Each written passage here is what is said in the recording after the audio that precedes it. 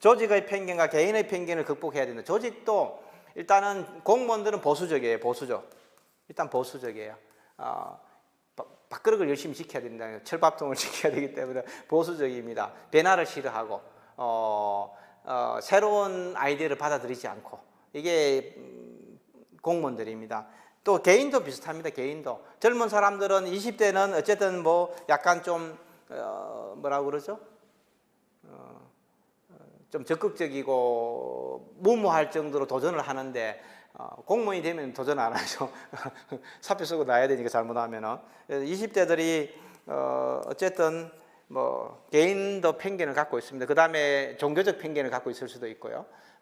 자기 집안이 살아온 가정에 대해서 편견을 갖고 있을 수가 있는 거죠. 내가 뭐 경제적으로 여유가 있으면은 자본주의 시장 경제 너무 멋있는 거고, 좀 경제적으로 여유가 없으면은 사회주의가 좋은 거예요. 사회주의가. 자본주의 이런 양극화를 만드는 이런 거는 빨리 없어져야 되는 거죠. 사람마다 다릅니다. 사람마다. 자본주의 사회에 산다 해서 자본주의를 다 좋아하지 않는다는 얘기죠. 뭐 이런 부분들이 굉장히 자기 개인의 편견인데, 이걸 극복하기 쉽지 않아요.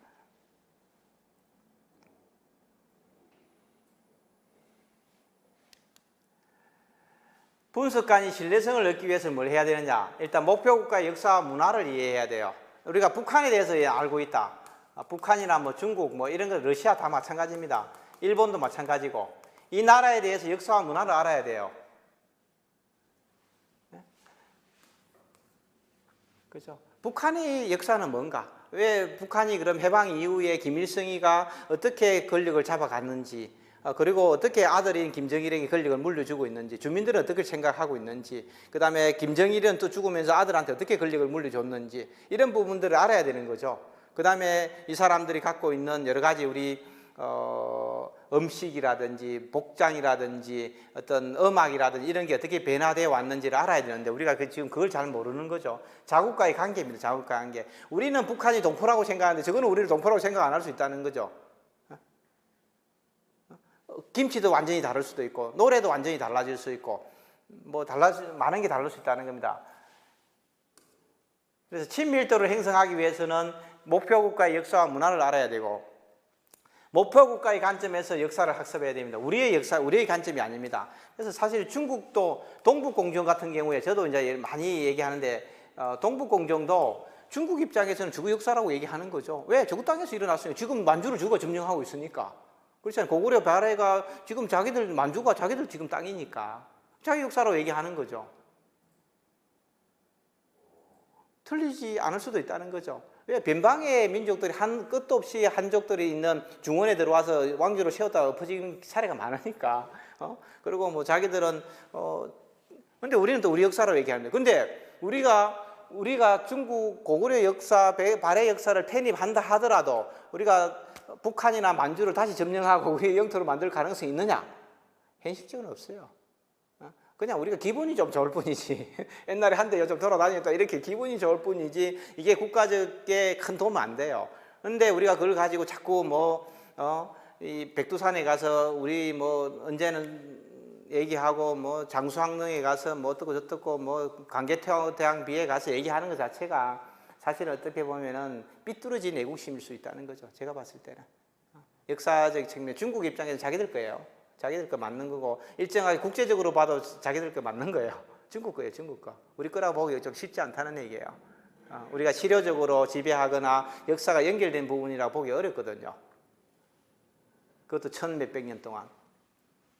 그래서 역사 왜곡의 내용과 이유를 파악해야 되는 거예요. 왜 중국이 그럼 고구려 발해 역사를 자기들은 끼워 넣느냐? 많은 부분들이 뭡니까? 북한하고 자기들이 견제하려고 하는 거죠. 북한하고. 남한이 문제가 아니라 북한의 문제죠. 북한하고의 문제. 그리고 동북 삼성에 있는 조선족들을 자기들로 편입시켜야, 그래야 자기들이 이 지금 사회 국가주의를 완성할 수 있는 그런 유일한 도구가 되거든요. 근데 그런 부분은 이제 아무도 얘기 안 하지 않는 거죠. 중국 놈들 나쁘다고만 자꾸 얘기하는데 그렇지는 않다는 거죠. 그래서 국가 정책의 방향입니다. 국가 정책. 목표 국가의 철학이나 문학을 이해하고 주요 사상가도 연구해야 되는 거죠. 국민들의 생각이 어떻게 하고 있는가, 그런 거죠. 우리가 욕망, 여론의 형성이나 조작에 대한 전략을 수립했습니다. 욕망. 중국 사람들이 공자, 맹자 별로 안 좋아해요. 중국에서 제일 유명한 사상가는 장자입니다. 장자. 무의자연으로 돌아가는 게 무의자연으로. 제일 좋은 거는 뭐냐? 복잡한 세상 뭐하러 필요 있어? 그냥 산속에 올라가서 그냥 수영 기르고 앉아 바둑이라 돌면서 이슬 먹으면서 영원 죽지 않고 천년을 사는 거예요. 그래서 항상 모든 게 그렇게 나오는 거죠. 항상 산 위에 바위에 앉아서 수영 기르고 앉아서 바둑 두고 있는 거야. 그게 중국이 가장 원하는 삶이에요. 빨리 이 복잡한 현실에서 벗어나서 산속에 들어가는 거예요. 산속에. 장자가 제일 좋습니다. 장자가 가장 존경하는 거죠. 그래서 자식도 필요 없어요. 그래서 린이탕이라고 중국의 현대의 가장 유명한 철학자는 뭐라고 그랬냐면 가장 유명한 말이 그렇습니다. 부끄러운 자식을 두지 않는 것이 가장 행복한 것이다. 자식도 필요 없다. 부끄러운 자식을 두지 않는 게 가장 행복하다는 거죠. 자식이 무슨 나발이 뭐가 필요 있다는 거죠. 그래서 철학, 문학. 우리나라 사람들은 사상가가 있나요? 우리나라 사상가가 없어요. 율곡, 태계, 이황 이런 사람들이 사상가라 보기는 좀 어렵습니다. 사실 솔직히 깨놓고 얘기하면 그냥 그 한 시대에 잠깐 학문적인 약간의 업적을 남긴 사람이지 사상가라 보기도 어려운 거죠. 어쨌든 이런 주요 사상가, 일본 같은 경우에도 실제적으로 많은 사람이 이 메이지 유신 이후에 일본인들의 그 생각을 지배하는 사람들이 있습니다.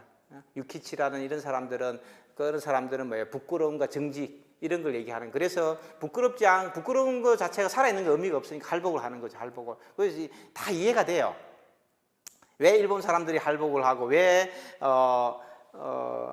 거짓말을 하지 않으려고 노력하는지. 삶이라는 것 자체가 의미가 없다고 보는 살아있는 것 자체가 거짓말을 하고 하면. 그래서 그런 것들이 살아있으니까 다른 나라에서 유럽이라든지 미국 사람들이 일본 사람들이 정직하다고 생각하는 거죠. 국민 전체가. 근데 우리는 그런 것들을 보여준 사례도 없고 그런 철학이 없으니까 한국 사람들은 정직하지 않다고 생각하는 거죠. 중국 사람도 마찬가지고. 그래서 사상가와 이런 게 굉장히 중요합니다. 사상가가. 우리는 사상가가 없는 거예요. 사상가가. 그래서 이걸 알면은 사람들이 심리를 자극할 수 있는 거죠. 야, 인마 너 왜 그렇게 사냐? 이런 얘기도 할 수 있고 사람들의 분란도 일으킬 수 있고 선전 공작하기에는 이만한 게 좋은 게 없습니다.